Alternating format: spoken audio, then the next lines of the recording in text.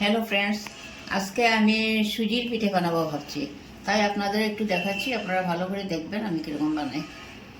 প্রথমে আমি সুজিগুলো সাদা তেলে অল্প ভেজে নেব। আমি এই বাটিতে 1 বাটি সুজি দিয়েছি।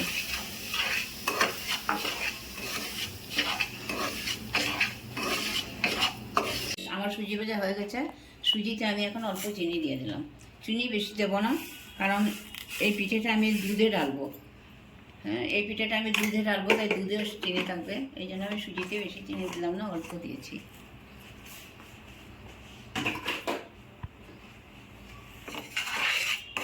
অল্প নেড়ে সুজিগুলো মিশিয়ে তারপর যে বাটিতে সুজি দিয়েছি সেই বাটিতে 1 বাটি জল দিয়ে। এখন আমার সুজিগুলো বয়েল হয়ে যাবে, তারপর বাকিটা আমি আপনাদের পরে দেখাবো। সুজিগুলো বয়েল হওয়ার পর আমি নিয়ে আসলাম। এই যে আমি একটু খালি হাতে ডলে নিলাম। প্রথমে একটু খালি হাতে ডলে নিলাম। তারপর আমি ওটাকে ময়দা দিয়ে ভালো করে ডলবো। ময়দা বেশি দেবো না, অল্প দেবো, কারণ এগুলো দুধই পড়বে তো।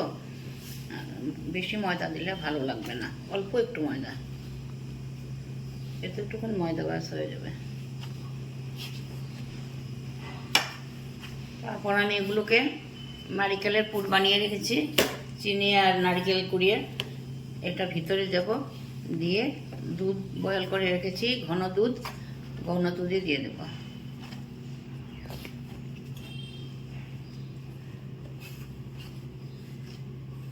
দেখেন আমার ডলাটা কত স্মুথ হয়েছে। আমি নরম করে সুন্দর করে ডলেছি। প্রথম খালি হাতে ডলে নিয়েছি, তারপর অল্প ময়দা দিয়ে ডলেছি, তারপর একটু ঘি লাগিয়ে হাতে আবার ভালো করে ডলে নিয়েছি। কত সুন্দর হয়েছে, দেখেন স্মুথ হয়ে গেছে একদম। এখন আমি এরকমভাবে গুলা বানিয়ে নিয়েছি। তারপর আমি এগুলাকে বাটি বানিয়ে নেব।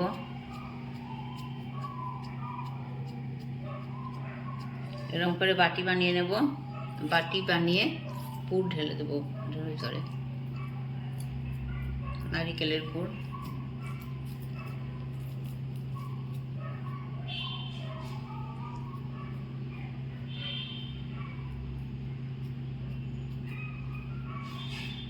তারপরে এরকম মুখটা বন্ধ করে দেবো।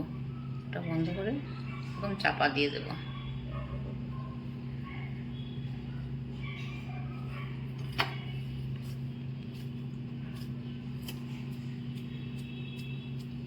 এখন আবার এগুলোকে বাটি বানিয়ে নেব।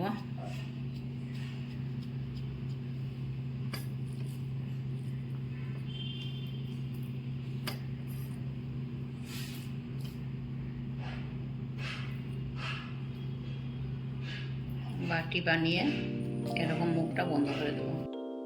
আমি দুধ ঘন করে দুধে অল্প চিনি দিয়েছি, এলাচি দিয়েছি, তারপর পিঠেগুলো দুধে দিয়েছি, তাই দেখতে এরকম হয়েছে।